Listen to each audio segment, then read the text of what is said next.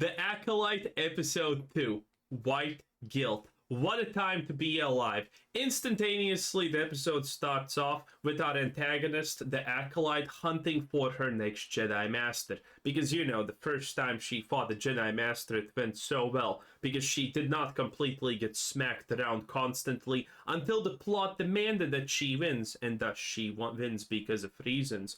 And yet again, at the very start, she is showing how resourceful, smart, and lustrous she is by paying another orphan to throw a rock right here at this droid robot thing that's guarding the entrance here.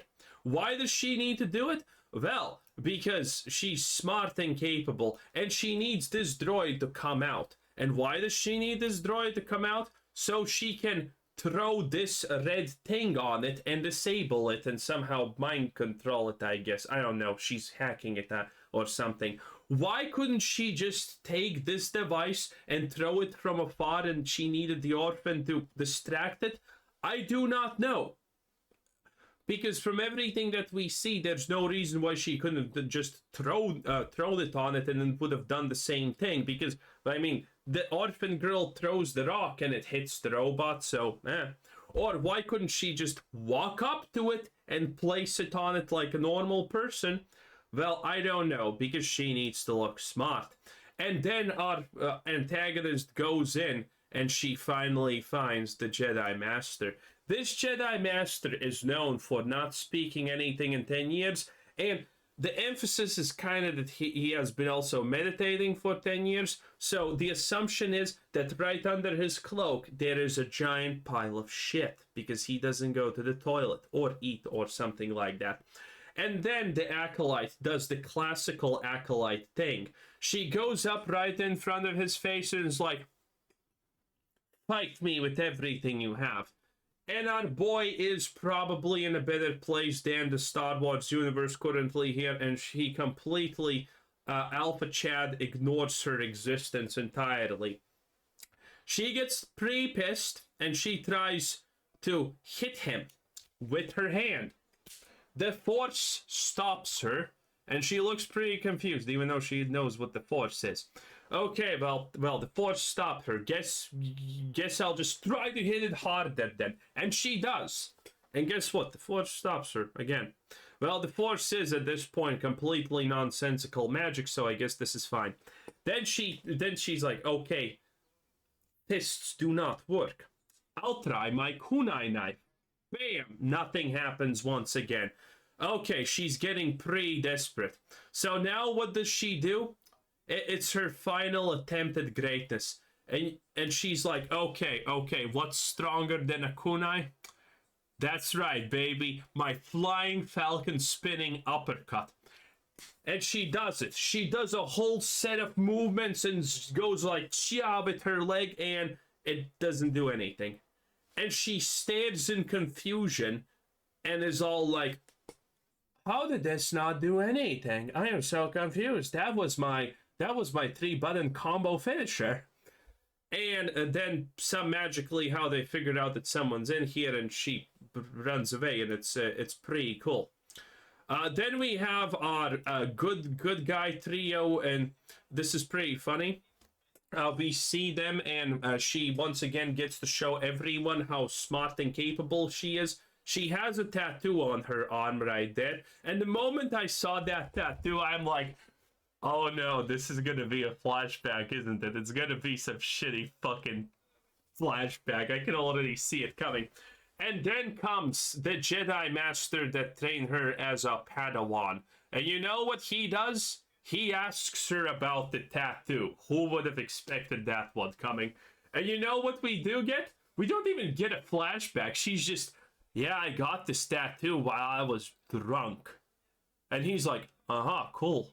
Yeah, pretty cool. And this is literally pretty much the conversation, by the way, if you haven't seen this. This is almost this is literally the conversation. The writing does not get better, okay? And she's like, you probably don't like it. And he's like, nah, I'm chilling. You know, Jedi killer, I'm chilling. And she's like, aha.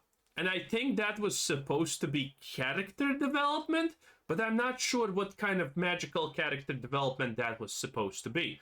Then onward we go. Oh, by the way, Black Dredge Jedi, we have come to a small problem in the story. You see, by removing every white man in the universe from the Star Wars universe, we still run into the problem that women need to be better than men, and now there is no white man to be the punching bag. So he is now the dumb idiot who is always wrong and needs to be corrected and saved by women of color and power.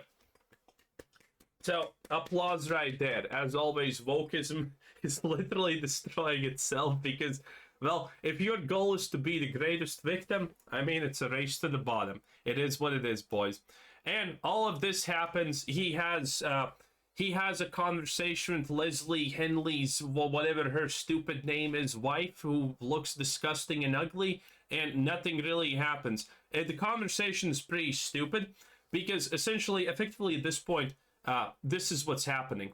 So they know, they have full confirmation that she is not actually responsible for any of the stuff happening because Leslie Henley's wife tells him that, oh, she attacked someone else, but she's in here, so how is that possible? Well, she's not guilty. It's her twin sister. The big final reveal. I don't know if this was even supposed to be a real reveal. It's just stupid. In any case, let me cough.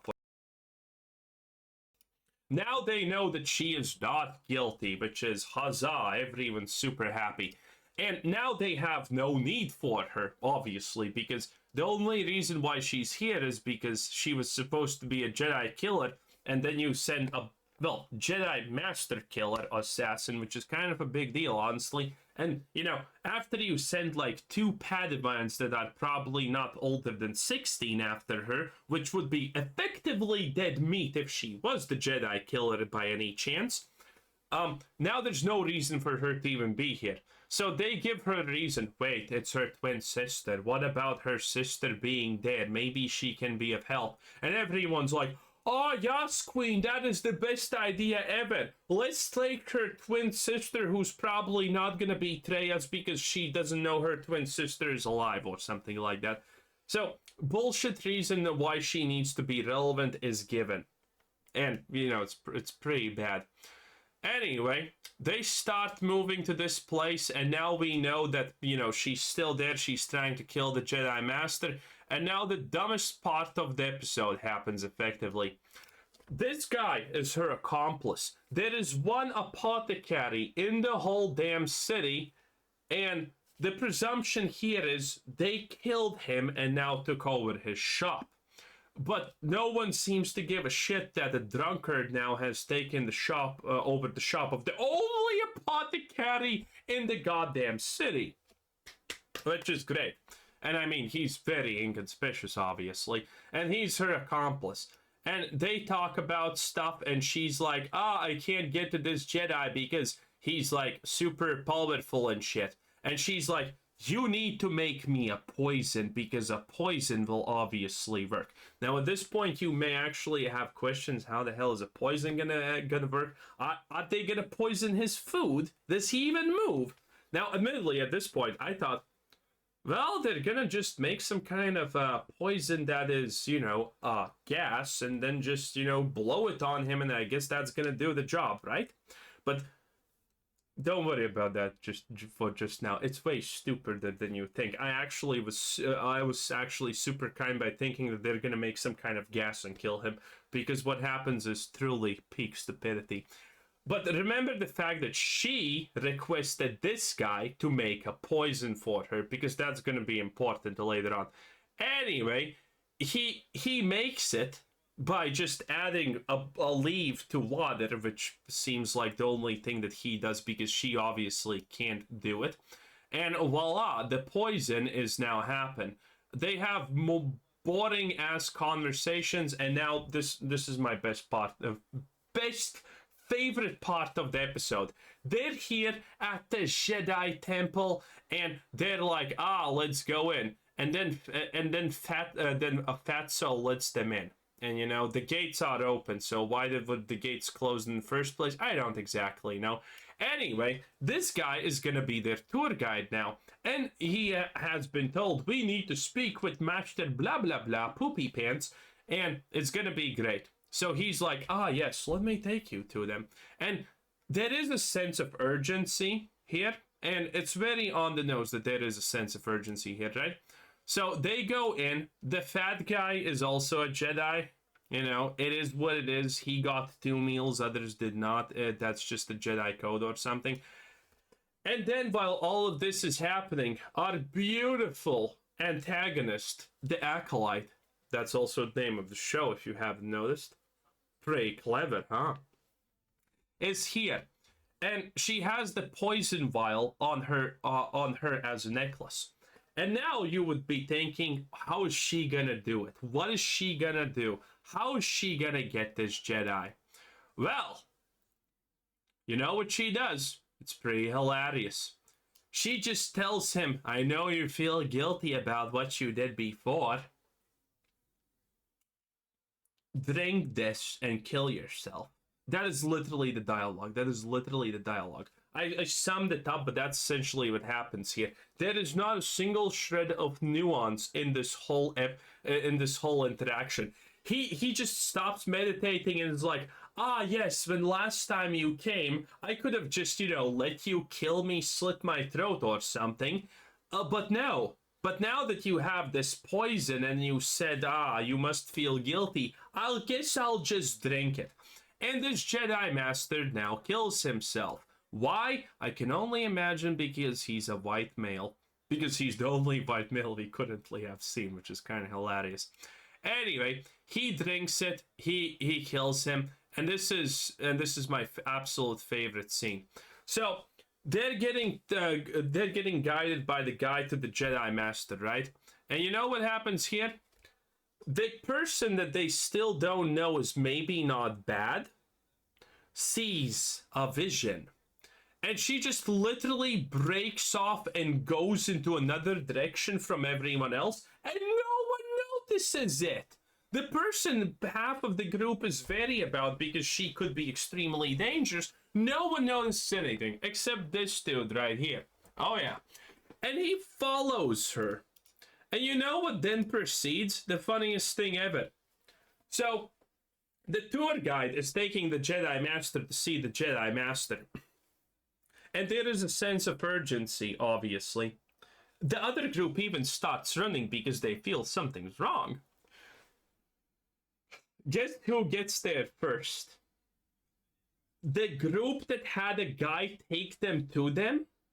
Or our main woman of color who just decided, hey, I'm gonna go in this direction instead of all of you. So what happens here effectively in the scene is, because she gets here first, means the guy who was supposed to take them to the Master took them through the goddamn full scenic route tour guide shtick. Okay? He probably said, this is where we sleep, this is where we make our meals, this is the toilet that the Master never uses because reasons.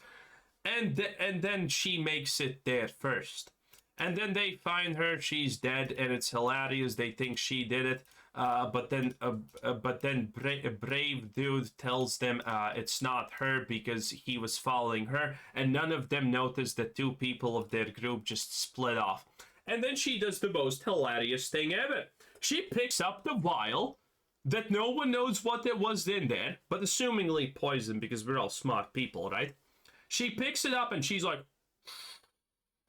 yeah, that's poison from my home world, baby. Woo! And that's ironically what she does. How stupid do you need to be to just sniff something that's potentially poisonous? Maybe it has fumes and that could have killed you. No, that's not an issue. But anyway, she sniffs it and says, yes, this is a poison of my homeworld. Me and my sister, twin sister in fact, were taught as children how to make this. And it must be fresh because blah, blah, blah. In any case, remember when I said somewhere back at the start, remember that she needed a guy to brew poison for her? Well, at this point, she reveals that, wait a minute, we were taught how to make this poison. There's literally no reason why her twin sister needed someone else to actually brew it for her. Because she seemingly knew how to do it from the start, because they were taught to do this as kids, because that's their hunting method. So yeah, one more point because reasons. Anyway, everything's pissed. Now they're looking for what's happening here. And they're like, hey, wait a minute. That's not the typical apothecary. Because we only have one of them in this whole entire goddamn planet. That's sus. And then they go to this this guy. And they use her twin sister as a decoy. And they effectively get a full confession out of him that there is a master, that they poison him. And what do the Jedi do? Well, they come in and they don't arrest him. They, who have already used multiple time mind reading techniques to get every piece of information necessary for them from people without even trying to communicate with them, don't use any kind of mind probing against this guy and just ask him, what is your deal? What do you do? And he's like, I don't know nothing. And they're like, yeah, this checks out. And, you know, you were accomplice in murder, not a big deal. You know, we're gonna let you off with a warning or some shit like that. And he's like, yeah. And then they effectively completely leave him be, except for the part that they're trying to use his place as... So let me explain this more thoroughly, a little bit more thoroughly. He says he doesn't know anything. They have heard on the recording that he knows something about the Dark Master, but they just believe that he doesn't know anything. And the Acolyte is gonna now return to him because he's just a random guy that sells her weapons? Nice. Real good writing right here, boys. I see no flaws at all. And then the Jedi are like, okay, this is fine. We're going to use your place as an ambush right here. When we believe you. 100%. You definitely are just some rando dude, right? And again, mind probing you? Hell to the bell, no. And, well, then they go and do this. It doesn't... Oh, also, this binocular scene is kind of funny. Because... they are like trying to encircle her so she can't, the Acolyte can't run away when she's confronted. And you know how hilarious this shit is? Because it's shown that he's with binoculars and he's like looking at them. He's you know, doing stuff, right? And there is a scene that I'm probably not gonna find, but there is a beautiful scene where you just see him right on the roof next to the fight, literally like 10 meters away from them, and he's looking at them through the binoculars and being like, yes. It is so hilarious. Motherfucker is literally 10 meters away from them, and he's still looking through the binoculars. It is hilarious.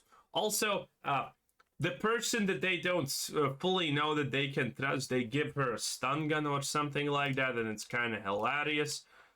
It's pretty funny. Also, there's a lot of Jedi wisdom thrown around in this episode, and also the first one, which is pretty much like, do not stand in the fire if you do not wanna relive memories of the past. Forget the past, but remember the past, because the past is painful, but useful, but not useful. Throw it away. And if you did not understand any of that mambo jumbo, good, because this is literally what the Jedi are. There's some kind of cigarette dispensers for arbitrary shit tier, I wanna be Yoda wisdom. It's quite hilarious, honestly.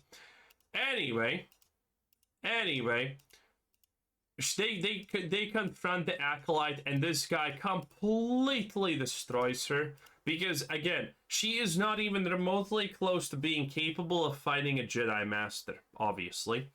And yet again, instead of taking her in or whatnot, they just fight her for no reason. All the Jedi Masters that she has fought so far, she has been woefully not even remotely close in having enough skill to defeat on any level. Effectively, all the Jedi Masters have done nothing but toy with her. And yet, even though the first Jedi Master has a reason to take her in because they know her, she's a Force user, and you know, again, every single person she fights has 120 million reasons why they should just take her in and instantaneously in custody. But no one does that. They just fight her until, you know, the choreography is done and, you know, she can leave or something. Anyway, the fight is kind of... The fight's actually not that bad, honestly. There are parts that are, like, kind of meh, but there are parts that are pretty good. Again, this guy's just, you know, 10 meters away using his binoculars to look at what's happening. God knows why. Everyone's crunching in on her, and when she has no way of escaping, obviously she escapes because of reasons. And then they need to not let her escape from the city. I don't know how that's happening. I honestly thought that she already escaped. And this guy, who was she supposed to meet? He's just not even guarded, okay? Fat Piglet right here, the big one. I can't find a scene with him, but you know, the fat Jedi who got mega rations. He is supposed to look at her and look at the shopkeeper guy and, you know, make sure everything's fine and he doesn't dip. But then he dips because no one's actually looking after him. You know, it's like, if he has importance, why are you not keeping him in custody? Why is someone from the opposite side of the street just looking in his vague direction? And then the Acolyte just, you know, finds the guy and they both dip out. How? No one knows. Honestly, doesn't even matter. Effectively, Fatso just doesn't look at him in his direction for a second, and he's like, this is our chance, let's run. And they instantaneously get out, even though by their own words, this place is crawling with Jedi and escape is really hard. But that's obviously not a problem, because he's not a white male, he's an Asian male. And then we see, remember, Chewbacca. And that's the next guy that she's supposed to hunt. And it's going to be great. And that's going to be episode 3. And episode 3 is... Well, you probably have already heard what's happening there, but my god, I can't wait for episode 3. It's going to be great. I love this show so much. It is such a painful amalgamation of shit. It's insane. I love it. Anyway, that was episode 2. It is pretty hilarious. It is extremely nonsensical. And 10 out of 10, honestly. What can I say? Bye.